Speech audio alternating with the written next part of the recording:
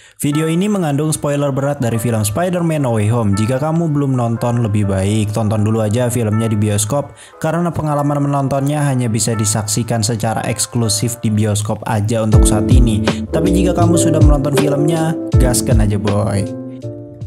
Hello Brovers, di video sebelumnya kita sudah membahas secara spesifik plot cerita, ending, dan juga post credit pada film Spider-Man No Way Home. Jika kamu sudah nonton filmnya, silahkan tonton penjelasan kita dulu, link ada di pojok kanan atas. Nah, pada video tersebut gue sempat meng-highlight atau kita yang nonton di bioskop pasti salvok sama Peter yang ternyata bisa menggerakkan tangannya padahal wujud astralnya dalam keadaan di luar tubuhnya. Nah, sebenarnya selain itu masih banyak banget teka-teki yang bisa kita kulik dari film ini. Dan itulah yang menjadikan alasan gue buat bikin video ini. Setidaknya gue berusaha memecahkan teka-teki dari filmnya dengan berteori. Anyway, yang belum follow akun Instagram Clip on X buruan di follow karena tiap bulannya gue bakal bikin giveaway khusus untuk di akun Instagram Clip on X aja, nggak di tempat lain gitu. Udah lah ya, tanpa banyak basa-basi lagi, langsung aja kita gaskan pembahasan beberapa teka-teki dari film Spider-Man No Way Home tahun 2021 and welcome back to Clip on X. Oke, pertama-tama kita jelasin dulu kemampuan Peter yang selalu di-highlight di setiap film Spider-Man, yaitu Spider Sense, atau kalau bahasa MCU-nya itu Peter Tingle. Spider Sense ini pertama kali diperkenalkan pada komik Amazing Fantasy, kemudian kemampuan ini semakin di-highlight lagi pada komik Amazing Spider-Man issue 1 pada tahun 1963. Komik itu dibuat langsung oleh Stan Lee dan juga Steve Ditko. Pada karakter Spider-Man sendiri, Stan Lee dan Steve Ditko ini memberikan ide kreatif di mana tokoh Peter Parker ini diperlihatkan mempunyai kemampuan nalar atau insting yang sama seperti laba-laba, namun pada Peter justru kemampuannya bahkan diperkuat lagi. Kemampuan ini diberi nama Spider Sense. Kemampuan Peter ini dapat mendeteksi adanya bahaya entah itu dari segala macam sisi di lingkungan sekitarnya. Di live actionnya kita pertama kali melihat kekuatan Spider Sense Spider-Man dari film garapan Sam Raimi, yaitu Spider-Man pertama tahun 2002 dibintangi oleh Tobey Maguire. Pada saat itu, Peter versi Tobey ini sedang beradaptasi dengan perubahan yang ada pada tubuhnya. Hal itu pertama kali ia alami saat menolong Mary Jane yang hendak terpleset di kantin sekolah. Kemudian kekuatan Spider Sense-nya itu makin sensitif lagi jika memang instingnya itu merasakan adanya bahaya yang mengancamnya atau orang di sekitarnya, dan emang beneran gitu kan, Flash Thompson ingin memukul Peter pada saat itu. Nah, kekuatan Spider Sense ini ternyata semakin hari semakin naik tingkatan levelnya. Hal ini dibuktikan saat Peter bisa mendeteksi adanya bahaya di mana Norman Osborn pertama kali menyerang pesta menggunakan glider suit Green Goblin. Kalian bisa paham lah ya, yang tadinya dia itu cuman bisa deteksi orang kepleset, terus deteksi pukulan jarak dekat, hingga akhirnya dia itu bisa mendeteksi musuhnya padahal belum datang gitu. Tapi ternyata kekuatan Spider Sense ini sering banget on off gitu cuy. Kadang dia sensitif, kadang juga justru kagak sama sekali. Hal itulah yang sebenarnya susah untuk dikuasai oleh Peter versi Tobey Maguire. Di Spider-Man 2 dia itu sempat kan hilang kekuatan gitu kan, dan emang pernah disinggung juga kan di No Way Home. Untung aja Spider Sense-nya itu aktif di saat yang tepat cuy. Pas mobil mental ke arah MJ baru tuh aktifnya tuh di situ. Hal ini justru berbeda jauh dengan Peter versi Andrew yang justru baru banget digigit laba-laba. Malam-malamnya Spider Sense-nya itu langsung aktif dan langsung sangat sensitif sekali. Jadi kalau Peter versi Andrew itu nggak ada tahapannya gitu cuy kayak versi Tobey. Langsung full power lah intinya Spider Sense yang dia pegang setelah dia digigit itu. Tapi efeknya justru dianya ini malah susah bedain mana bahaya atau bukan. Sedangkan Peter versi Tom, Spider Sense-nya itu memang aktif tapi pertumbuhan level sensitifnya lebih lama ketimbang versi Tobey. Mungkin ini sengaja dibentuk oleh Marvel karena Peter versi Tom ini kan digambarkannya ini jauh lebih muda ketika jadi Spider-Man ketimbang dua pendahulunya itu. Tapi walaupun begitu, pertumbuhan Spider Sense-nya Peter Tom itu tetap diliatin sedikit demi sedikit. Apalagi yang mulai kerasa itu pas di Infinity War. Bahkan pada saat kejadian The Snap itu, Peter lebih dulu merasakan ada hal yang aneh gitu di tubuhnya dan terkesan dia kok jauh lebih lama ya jadi debunya. Padahal sebenarnya bukan tubuhnya yang jauh lebih lama jadi debu, tapi dianya yang lebih dulu merasakan hal itu. Namun terjadi kejanggalan juga karena kemampuan Spider Sense Peter Tom itu sempat mati lama banget karena sepanjang film Spider-Man Far From Home dia itu kayak nggak aktif aja gitu spider tinggalnya. Makanya dia ini nggak bisa kan ngedeteksi kalau si Mysterio itu ternyata jahat. Namun pada akhirnya Peter berhasil aktifin lagi dan mengendalikan secara full spider sense-nya di ending Spider-Man Far From Home. Nah pada film No Way Home ini justru Peter ini sudah digambarkan jauh lebih profesional lagi dari dua film pendahulunya, yaitu Homecoming dan Far From Home. Makanya dia bisa mendeteksi adanya Dr. Octopus yang datang di jembatan George Washington. Bahkan ia bisa menggerakkan tangannya saat ia dilontarkan bentuk astralnya oleh Dr. Strange. Dan inilah jawabannya. Peter itu semakin hari semakin bertumbuh pula kemampuan spider sense-nya. Dan kemungkinan besarnya tahap akhir dari kemampuan spider sense Peter adalah dapat menggerakkan bentuk fisiknya walaupun dalam keadaan tidak sadarkan diri seperti yang ia alami saat rebut-rebutan box sama Dr. Strange. Dan mungkin ini juga kalau secara ilmiah bisa ya. Kalian pernah nggak sih ngelihat di Google itu ada makanan yang guritanya itu sebenarnya udah mati, tapi giliran disiram kecap asin, guritanya tuh tentakelnya masih gerak-gerak cuy. Nah itu mungkin kurang lebih kayak gitu ya. Lanjut ke pertanyaan kedua, apakah Spider-Man masih jadi anggota Avengers setelah ending No Way Home? Jawabannya tuh sebenarnya udah ada di filmnya ya. Mantra yang dilontarkan Dr. Strange hanya berlaku untuk mencuci otak semua orang tentang memori atau ingatan bersama Peter Parker. Ingat ya, Peter Parker bukan Spider-Man. Tapi walaupun semua orang lupa dengan Peter Parker, masalahnya adalah identitas Spider-Man itu seisi Avengers tahu ya kan? Nah ini kan jadi pertanyaan besar dong. Apakah para Avengers ini hanya lupa tentang personality Peter Parker aja, bukan Spider-Man gitu? Jadi mereka tuh bisa inget kalau Spider-Man itu ikut bertempur bersama mereka di Infinity War ataupun di Endgame. Tapi memori tentang identitas Spider-Man-nya itu hilang gara-gara mantra Dr. Strange yang RuneScape Call. Jadi mereka tuh hanya sekedar inget, oh Spider-Man yang pernah ikut berjuang sama kita kan pas di Avengers Endgame gitu ceritanya. Nah cuman kalau misalnya mungkin dia ini ditanya, ya mereka itu nggak ada yang tahu identitas Spider-Man itu siapa gitu. Padahal sebenarnya sebelum-sebelumnya itu kan Peter sering banget buka masker ya. Pertanyaan ketiga, oh ini sempat ada juga nih yang nanya nih di video gue kemarin.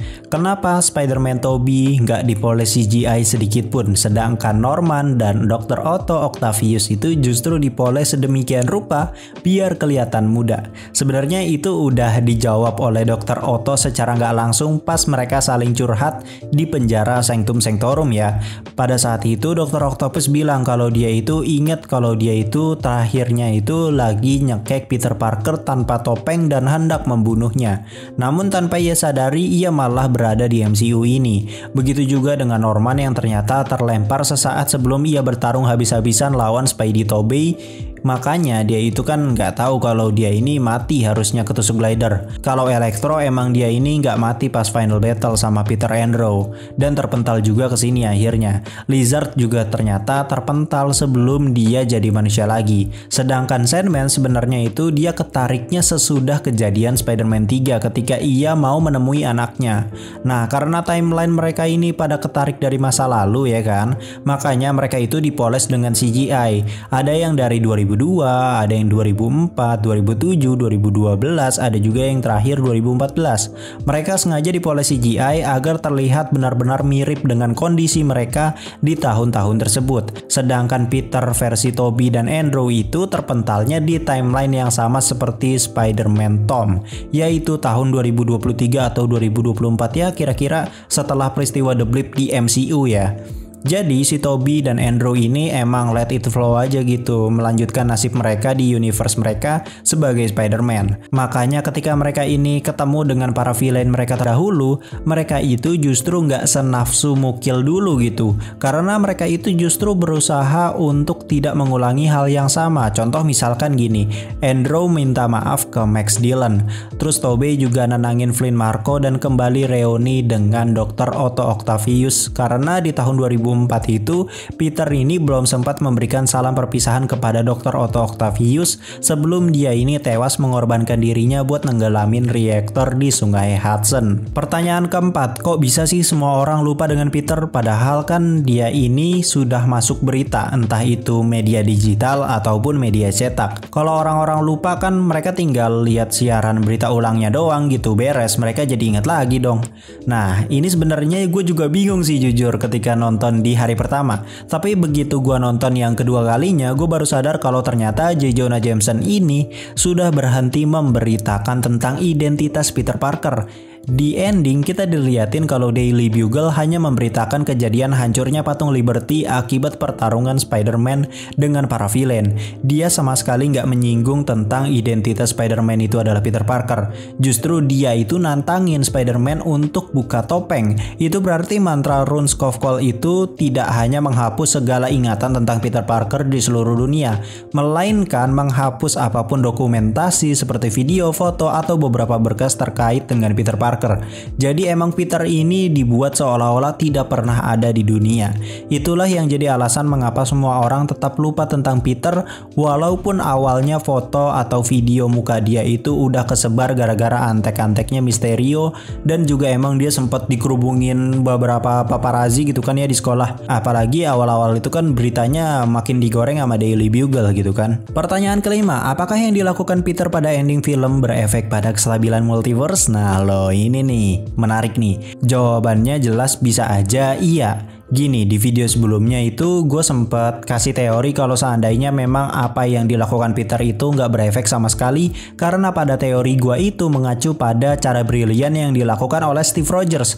Contoh misalkan gini, para villain yang sudah jadi baik dan normal lagi itu pulang ke timeline persis sesaat mereka menghilang sebentar gitu kan, atau kepental sebentar karena mantra Doctor Strange. Misalkan Norman balik lagi ke tahun 2002 di universe Tobey. Dia nggak jadi jahat lagi, tobat, dan dia ini tidak memberitahu siapapun dan pergi mengasingkan diri agar nggak ada orang yang tahu tentang identitas dia yang seharusnya sudah mati. Jelas ini nggak akan mengubah besar-besaran universe-nya Tobey dan akan berjalan seperti sedia kala. Tapi yang jadi masalah di sini adalah para villain ini nggak ngerti tentang konsep multiverse yang seharusnya. Doctor Strange aja di film ini masih linglung soal multiverse. Gimana mereka yang ketarik secara random gitu kan? Nah, kalau mengacu pada teori yang ini, gue berani bilang yes, realitas bakal berantakan banget gara-gara kasus No Way Home.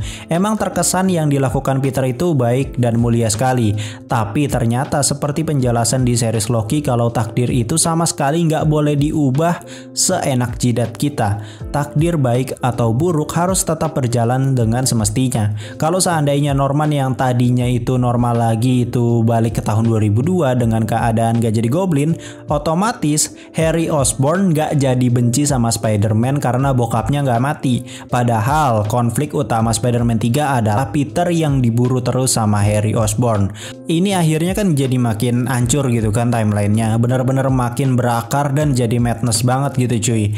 Itu baru satu universe, gimana jadinya kalau Electro yang jadi normal lagi datang ke tahun 2014 lagi, terus akhirnya Gwen bisa lebih cepet cabut dari sana dan gak jadi tewas gara-gara ulah si Harry. Nah itu kan jadi pusing kan tuh cuy. Jujur gue gak kebayang bakalan seruat apa nanti permasalahan yang ada di Doctor Strange in the Multiverse of Madness. Pertanyaan keenam, apakah ada orang yang ingat tentang Peter Parker setelah ending No Way Home? Jujur kalau menurut gua sih nggak ada sama sekali yang ingat tentang Peter Parker ya. Ini udah jelas banget semua orang lupa tentang Peter, bahkan semua dokumentasinya lenyap begitu saja, nggak pernah ada sangkut pautnya lagi.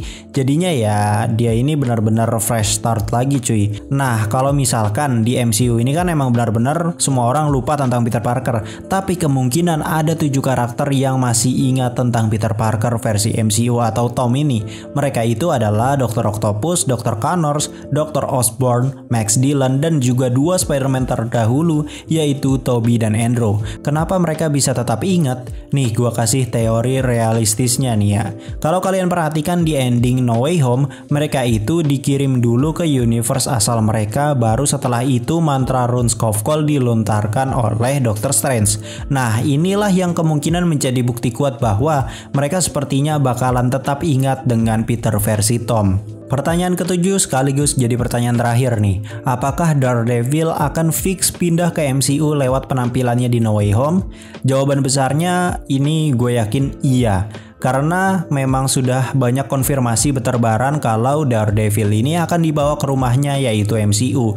Bahkan gak hanya Daredevil, Kingpin pun bakal masuk MCU karena tanda-tandanya udah sangat kuat sekali di series Hawkeye. Dan jawabannya bakal kita dapetin di series Hawkeye episode terakhir tanggal 22 Desember. Nah ini juga sekalian menjadi rumor besar apakah Spider-Man bakalan muncul juga di Hawkeye nanti. Karena kalau lu perhatikan nih ya adegan endingnya No Way Home itu kita bisa lihat secara jelas kalau Peter itu gelayutan di atas pestanya Eleanor Bishop yang berarti ending No Way Home itu bertepatan pada Hawkeye episode 1. Seperti yang kita tahu juga kalau Kingpin itu adalah musuh besar dari Spider-Man maupun Daredevil. Dan ini mungkin yang membuat mereka ini kayaknya bakalan crossover besar-besaran buat lawan Kingpin dan mungkin juga di Spider-Man trilogy berikutnya gitu. Apalagi bukti crossover ini makin diperkuat dengan Peter yang menyadari kalau Matt Murdock bukanlah pengacara biasa. Peter sudah menyadari lewat Spider-Sense-nya saat di apartemen Bibi May. Asli ini gue bener-bener nungguin banget sih kalau emang bener-bener mereka ini crossover. Wah ini keren sih jujur. Oke, itu tadi adalah seluruh pertanyaan dan jawaban dari film Spider-Man No Way Home yang gua analisa dari beberapa teori fans, Reddit, Twitter, dan juga beberapa jawaban yang memang sebenarnya udah ada di film No Way Home, cuman kitanya aja yang kurang jeli gitu. Namun sebenarnya masih banyak lagi loh hal-hal yang harus dipertanyakan. Tapi ya gue juga ngitung-ngitung durasi nih dari tadi, mending jadiin next konten aja gitu lah ya cuy. Thanks banget udah nonton video ini sampai habis. Makasih banyak juga yang udah nggak nge-skip iklan karena sudah menyumbangkan nasi padang buat gua. Jangan lupa subscribe dan follow akun Instagram Clip-on-X karena di Instagram bakalan ada banyak giveaway yang akan rutin gua adain setiap bulannya. Gua Clip-on-X pamit undur diri and I'll come see you next time.